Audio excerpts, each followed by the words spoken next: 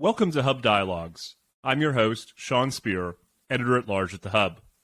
I'm honored to be joined today by Michael Ignatieff, a renowned author, thinker, and historian, as well, of course, the former leader of the Liberal Party of Canada.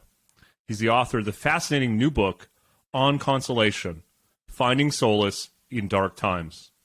Thank you for joining us, Michael, and congratulations on the book. It's good to be here, Sean. The book tackles the difficult subject of loss, failure, and suffering, which, as you've written, is, quote, built into the very fabric of human existence. Yet you argue that as we've drifted from traditional sources of wisdom, such as religion, we've struggled to deal with these experiences. How has the language of consolation vanished from modern vocabulary, and what are its consequences? Boy, you don't start with little questions, do you? That's a big one.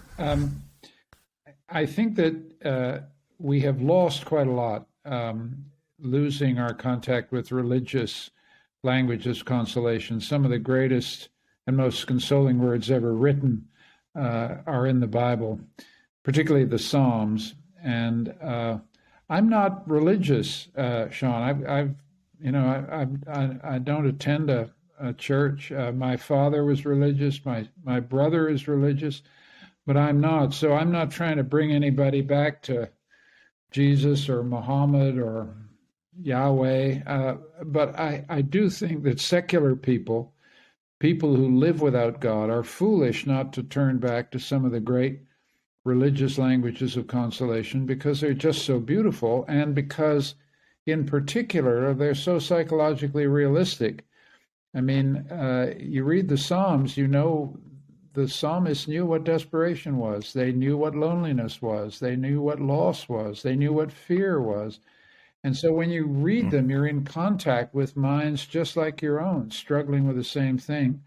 And consolation is really getting that sense of continuity, that sense of solidarity across time, and breaking out of your solitude. I mean, the worst and hardest things about suffering and loss and grief are that you feel you're going through it alone. And I've written this book just to show people that there's just so many resources, partly religious, partly secular, that you can turn to when you go through these experiences. And I'm trying to bring back, to get to your original question, I'm trying to bring back the idea of consolation because it's kind of dropped out of our language a bit. The religious languages of consolation used consolation all the time. The Roman Stoics used it all the time. But now we tend to think of failure, grief, or loss as an occasion for therapy. And so the language that's replaced consolation is really the language of therapy. And I don't want anybody to believe I don't think therapy is a good thing. I've had some therapy myself, but I think there's some experiences like grief where therapy doesn't exactly capture it. If you're grieving, you're not ill. You're just deeply sad at the loss of somebody you cared about.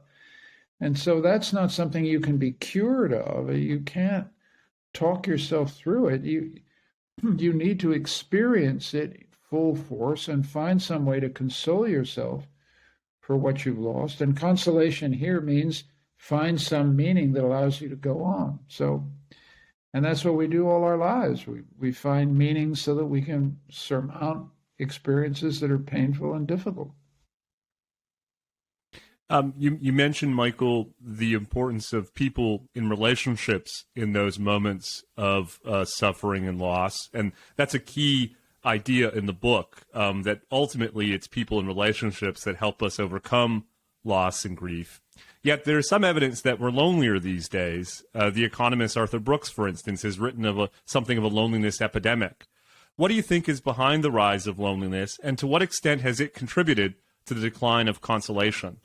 Well, I think a tremendous number of people are, for example, marrying late and therefore living alone before they have the happiness of marriage. Many marriages are breaking up, so there's a tremendous increase in divorce. There's some people who never find another company.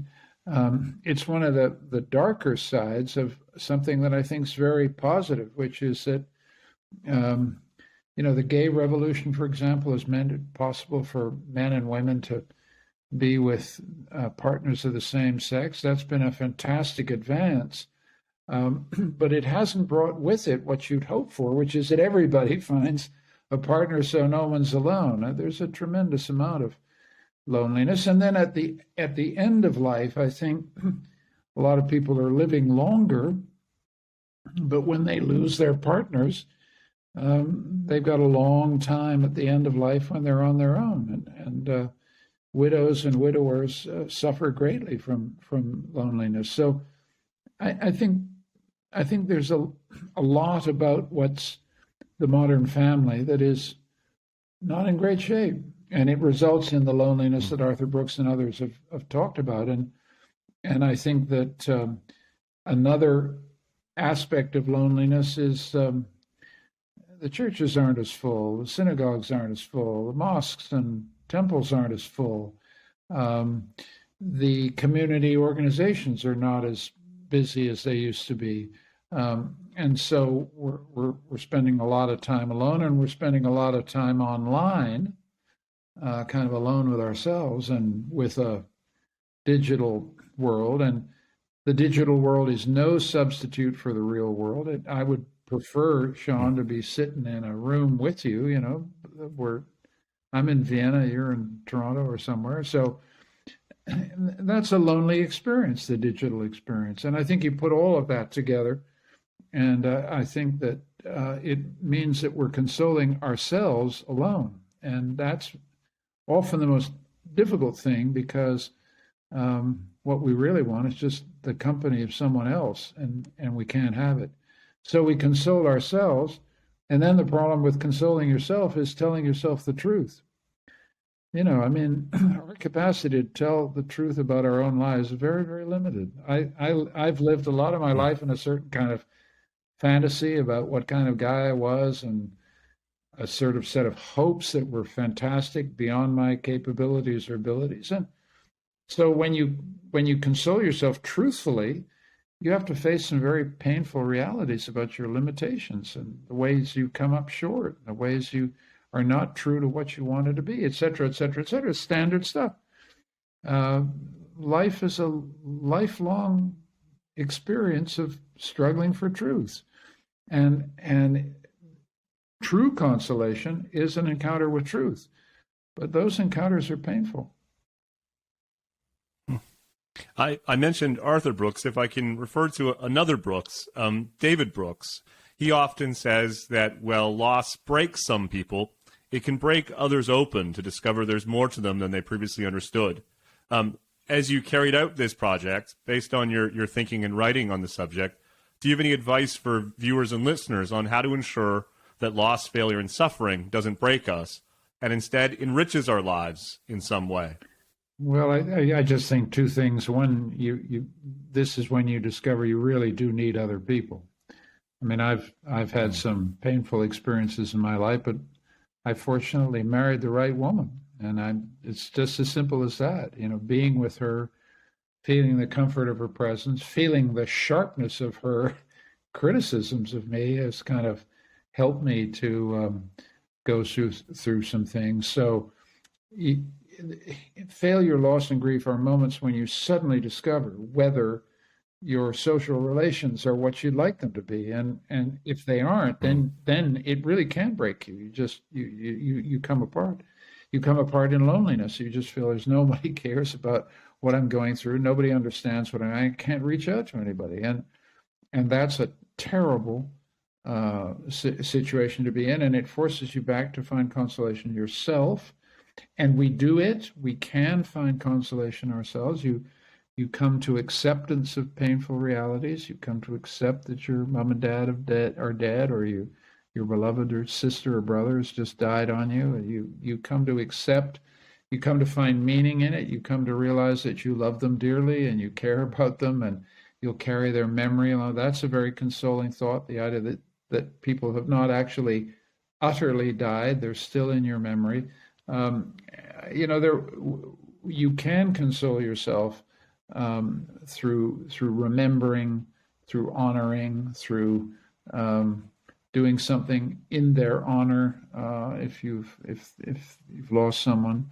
If you fail at something, you have to, look yourself in the mirror and, cut the excuses, excuse my language, bullshit, and just face up and take responsibility.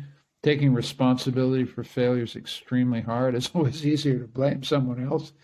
But eventually you got to look at yourself and say, yeah, that was on me, that one, and then and then you work out what it was that you failed at, why it was that you failed, and you kind of work that through. And the objective here of this process of consolation is to come out thinking, well, I'm not completely useless. I can get back on the horse and ride, but this is tough stuff. And my book is just full of examples of people facing failure and loss and grief and finding a way to understand it better. And I found the process of writing the book kind of inspiring because there's some wonderful, wonderful stories in the past. And I've tried to collect a few. It's not a history of this because, there's just too much to cover, but I've picked sort of 18 essays where someone faces a moment of terrible crisis and rises to the occasion. And that's what we have to do. We have to rise to the occasion. Well, it's a profound book that I know our listeners and viewers will certainly benefit from. And so I'm grateful to talk to you about it. If you'll permit me, Michael, I'd like to shift the subject to the question of liberalism, for which you are a leading thinker and advocate. What did Isaiah Berlin get right about liberalism? And what would he think today about the increasing challenges to liberal ideas and institutions around the world? I think what he got right is, a liberal puts freedom first, puts freedom ahead of equality, puts freedom ahead of solidarity. This differentiates us from social democrats and socialists. We think solidarity is great, but we think freedom matters more. It sets us against conservatives because we are less respectful of tradition and the past. We think that freedom means change, and freedom means trying to move forward. Freedom is a very, very tough thing to put first, though. It means you have to listen to a lot of opinions you don't like. You have to live with people whose vision of freedom and vision of how they live is not your vision. So next to freedom is tolerance in the positive sense of the word, of thinking that what is wonderful about human beings is that they're very individual, they're very particular. A liberal thinks the world is made up not of races, genders, classes. It's made up of individuals, and human beings matter retail. They matter one by one, and that means you don't. Whenever you do public policy, if it has a negative impact on one person, that's an issue, and so we care about freedom, and that then means we have a whole set of views about the economy. We're not enamored about capitalism. We don't think it's, we think capitalism needs to be controlled because it's a beast and it needs to be kept in a cage, and it's a cage of regulation. But we believe tremendously in a world of private property, and we like success in capitalism, and we want the profit motive to work, and we want to keep the beast in the cage so it doesn't harm the most vulnerable. And I think there's some new themes that have emerged in liberalism that we've been slow. And another thing, we think we don't believe in big government. We believe in limited government. That is, we believe in majority rule. So we're passionate Democrats, balanced by minority rights and rule of law and free institutions and debate. We believe that freedom is best protected by a whole very particular structure of liberal democracy. So against populists, we don't like majority rule unlimited. We think there are risks of tyranny of the majority and tyranny and authoritarianism, we think that democracy is frequently used by authoritarians to basically ride roughshod over the rights of individuals, and so there's that piece of it, and then I think there are two other pieces that I think are important. One of them is a liberal doesn't think their obligations stop at the border of their country. A liberal thinks there are a lot of other people out there, and it's absolutely right to put our first moral priority on our fellow citizens, those who are nearest and dearest. But we have obligations in the world, and part of the Canadian liberal tradition I'm proudest of is, was Mike Pearson was one of the great internationalists of the 20th century, and I'm a Mike Pearson liberal, preserved in aspic. I may be the last one left standing, but that internationalism is fantastic achievement in Canada and a great thing. The second aspect of internationalism, which I think has come into salience in my lifetime, has been the environment. The biggest challenge for liberalism, in a sense, is that the space of politics is no longer the nation or the state, it's the biosphere.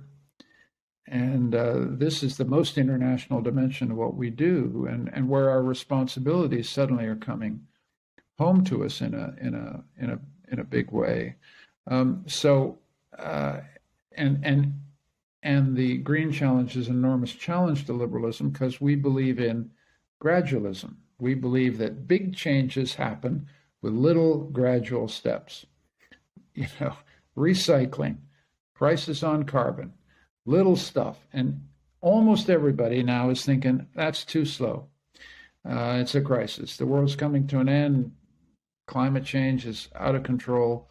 And a liberal thinks, no, that's not right. You need to use market mechanisms, gradual steps, small steps, and we will get there. And it'll be scary because we're not absolutely sure we can, but the climate challenge is an enormous test of liberal gradualism. But I don't think there's any other kind because this is a democracy. You can't, this is the Canadian aspect of this. You can't walk around saying, well, forget about Alberta, forget about Saskatchewan. You can't because they're citizens. They're our fellow citizens. And so you've got to get a climate policy that doesn't simply wipe out a part of the country. Conversely, you can't, make environmental change that ignores the needs of our Aboriginal fellow citizens. The great strength of liberalism is this instinct, you got to sit down and talk. The passionate commitment to freedom on the one hand, democracy on the other, means you haven't got any choice. You got to sit down in Alberta. You got to sit down with Aboriginal peoples. You got to understand that we've got, parts of the country that consume energy, parts of the country produce energy, parts of the country get their energy from hydro, parts of the country get it from hydrocarbons. So that adds a final dimension to what I think makes liberalism very particularly suited to Canada, which is you got to keep the show on the road. National unity is the frame within which all liberal politics has to operate. And we've been doing it for 150 years. And so the final note, I'm sorry, this answer, which has taken 10 minutes, is a scandal, but you asked the question, so I'm writing. The final thing about liberalism is that liberalism is not a universal creed. Canadian liberalism is different than American liberalism, than French liberalism, the British liberalism. And that Canadian quality to any liberalism that I'm fond of is central. The national character of liberalism always needs to be emphasized, which means also that Canadians are patriots, and a liberal is a patriot. Because this is the frame in which we do the work of our life, and so we're attached to the frame in which we do our life. That's a fascinating set of propositions that speak to the strengths of liberalism in general, and as you say, a Canadian liberalism in particular. Let me ask you about one of its potential weaknesses. To what extent, Michael, is the current unrest in Western societies the problem that liberalism and its relative stability that it provides is boring? Mm-hmm. Yeah, I think that's possible. Our societies love excitement, love communal, collective excitements. The Trump phenomenon was a phenomenon of kind of collective excitement and kind of, it seemed thrilling. We're against these liberal East Coast elites. We stand for something; they stand for nothing. It's so exciting. I don't think the problem that with the crisis of Western society is a problem of boredom. I think it's much more. I think it is a crisis actually of inequality on the one hand. That is, liberal societies have not delivered to lots of people. Problem number one. Problem number two, we're facing a challenge we've not really faced before in the history of liberalism, which is the climate crisis. So there's a doubt addressed to our vision of the future. A liberal believes in change, and a liberal believes in progress, and a liberal believes in science, and a liberal believes in technology. And a lot of people are saying that's the problem, right? Your solution to this is the problem. And all I can say to that, and so there's been a huge revolt against expertise, science, technology, all this stuff, a revolt against capitalism. And a liberal believes if you don't have a price system, you can't do anything about climate.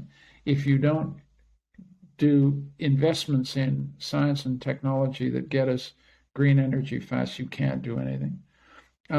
So I feel that the climate change is an opportunity for liberalism to prove that it's right about how social change is affected in a democratic society. These are the problems: inequality, the sense that lots of people have been left out, and these big historic changes that we're facing.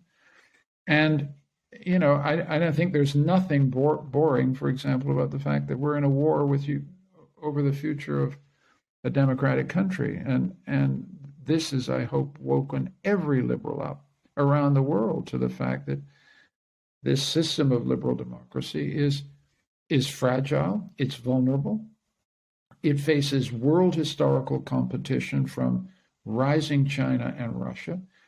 And we better know what the hell we believe and what the hell we're prepared to defend. And I've never felt more convinced about liberal values in my life. And if you need a little, refresher on, how unboring, liberal democracy is, just listen to Vladimir Zelensky. I'll come to Ukraine in a minute, Michael, but just one more general question about liberalism. It's often observed that growing cultural, ethnic, and religious diversity is a strength for countries like Canada, that the interplay of different cultures and ideas contribute to dynamism and energy and so forth. But as our societies become more diverse, how do we maintain a connective tissue of common identity in purpose amongst citizens?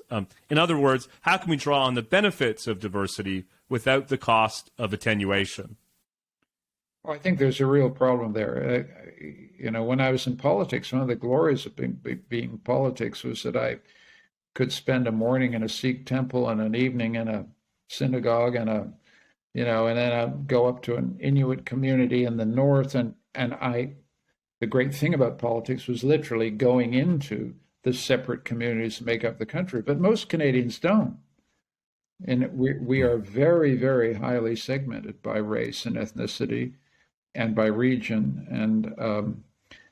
And liberalism welcomes pluralism, but it's not clear that we are communicating to each other very well. The Canadian problem is that we've decided the solution to this problem is to be very, very nice and avoid saying anything that stirs anybody up. And so there's a tremendous amount of kind of hypocrisy suppressing a great deal of resentment towards Aboriginal peoples, for example. There's I think, furious resentment at the refusal of Aboriginal Canadians to accept the majority story of how the country is formed and what we are. So these things we have to deal with. Sometimes being nice and avoiding problems is all you can do, but we have to do a much better job, a much more active job as liberals of saying, let's have some difficult conversations. And the conversations can't be avoided. It's not, we've just had truckers up on the hill in Ottawa, who, felt, this is not to justify anything that they did, but whose bitter feeling was that they weren't listened to, weren't respected as the professionals who bring us our dinner, basically. And it was time that they were heard. And so that's an example where eventually this stuff just goes boom right through the political system. And, then liberal democracies have to have difficult conversations. Why the hell did we get to a situation in which hardworking men and women in Canada felt so alienated that they had to shut down the capital of our country for 3 weeks? How did we get here? Doesn't excuse what they did. I felt that police action had to be taken to clear the thing, but boy, it's an indictment of the failure of liberal democracy. And so that's how liberal democracy works.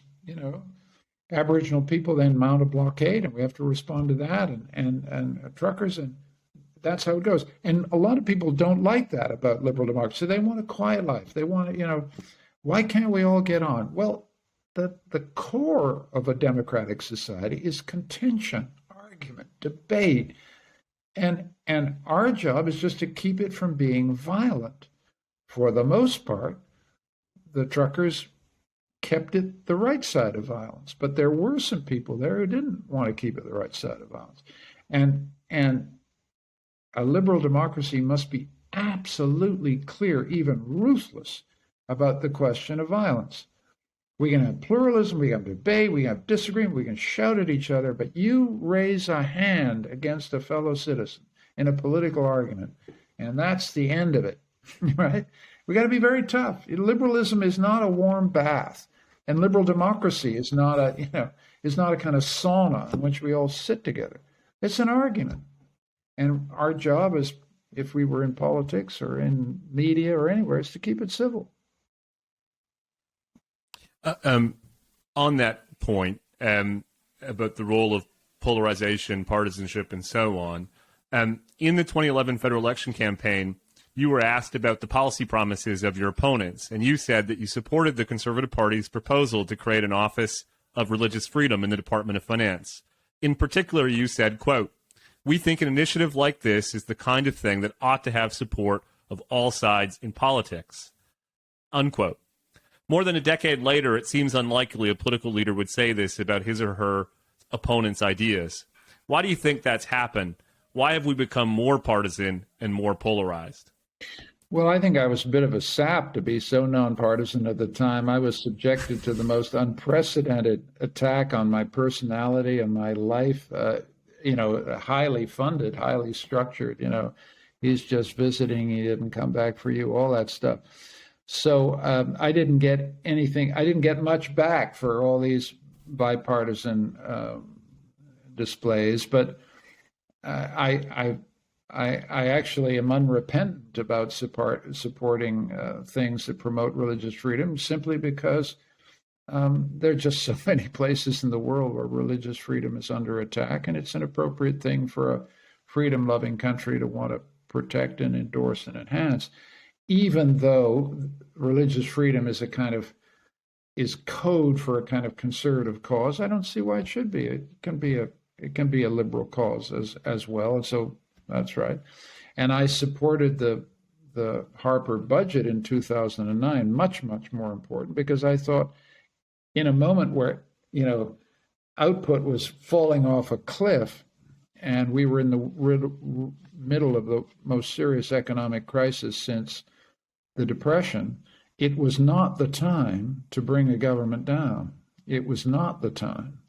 It was the time to try and find some way to get us through. And I think the Liberal Party under my leadership forced the government to create the largest stimulus package up to that point in Canadian history.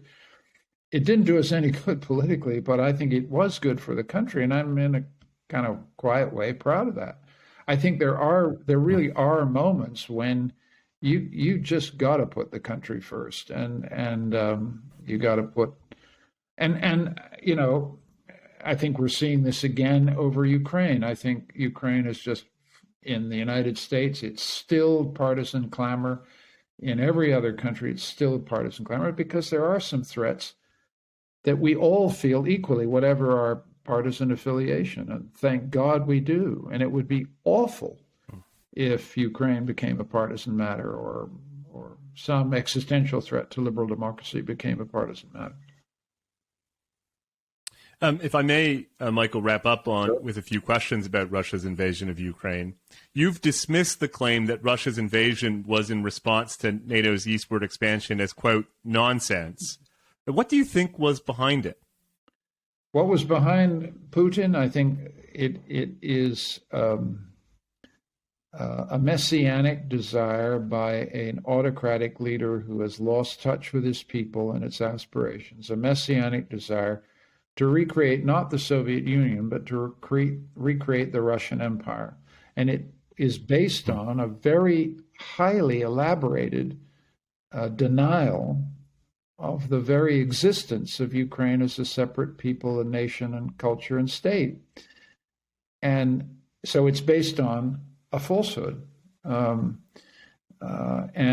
it amounts to a denial of the legitimate rights of self-determination of a people with whom Canadians have a particularly strong connection. We got a lot of Ukrainians in our country, and they are passionate on this subject, and right to be passionate on this. I know we need to be absolutely with them on there. We did not, in other words, create this crisis. The idea that eastward expansion of NATO created the crisis is false, for one very important reason, which is that Poland, Czechoslovakia, and Hungary, Romania, and Bulgaria said perfectly clearly, we cannot have a democracy next door to Russia unless we have a NATO security guarantee. The idea that we pushed NATO on them denies them agency. This is the thing, and it ends up creating this kind of fantastic idea that America is responsible for everything that is both good and bad in the world. Ridiculous. It denies the agency of these Eastern European states who said their democracy was connected to their security. I mean, and imagine where we'd be now on March, whatever it is, if NATO wasn't at the Polish-Ukrainian border. Putin would be heading, towards Vienna, where I'm talking to you. I mean, this is an argument that ought to be over now, in my view. And it's not, let me be clear, it's not that the United States did not make mistakes. The United States made some serious mistakes. They made loose promises to Ukraine. They said, oh, sure, sometime, come on in.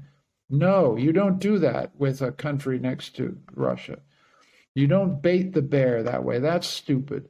You don't say to Georgia in 2008, oh, come on in, you can join. No, you put them on a path towards integration with Europe, but you don't make specific promises that you have no intention of carrying out. That was a mistake. That I agree.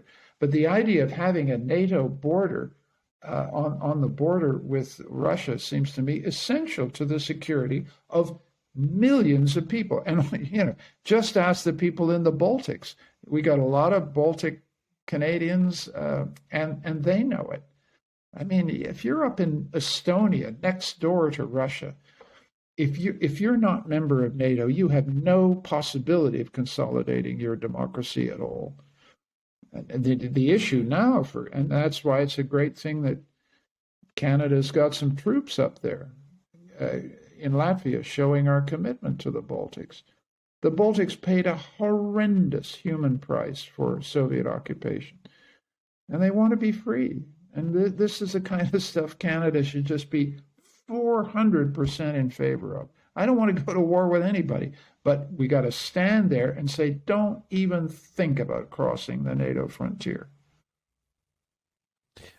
You've recently written in the Globe and Mail about how these developments have caused us to relearn that soft power is no substitute for hard power.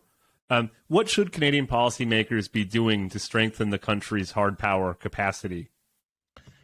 Well, I think we've forgotten that we have been a serious hard power. We fought, lost 60,000 people in the First War, thousands more in the Second World War. People forget that in 1940-41, when Britain was alone, we were one of the largest military forces in the world at that point. And until the Americans came in, it was Canadian soldiers that stationed in Britain that were the guarantee. So we have a hard power past. We've got some great military commanders. This idea that somehow we've always been a bunch of softies is not right. And we now need to reinvest in military capabilities, and they need to be 21st, 22nd century capabilities. And some of those will be cyber, and some of those will be, new planes, and some of them. And part of what we're doing here is to prove to our allies in NATO and in the United States that we are reliable partners, that we don't head to the bathroom when the bill comes in. That you can count on a Canadian to do something difficult and hard. I've been saying this for 20 years, not because I'm a warmonger, but because we also want to be a state that is respected in the world. And you can't be respected in the world unless you have some serious lethal capabilities, and we need to develop them. And always use them for a peaceful purpose, that is for deterrence, but also to support small countries when they are threatened with authoritarian or totalitarian attack. And we can do this, and I don't. It will require some sacrifice, but we have to get up to a 2% expenditure rate. We've got to refit our planes and refit our military and make it an attractive career for young Canadians, because it's a great opportunity to serve your country, and that's something we should be doing. And I think it's key to a tradition of liberal internationalism that is bred into the bone of Canadians. Just a final question, and it picks up something you mentioned earlier in the conversation.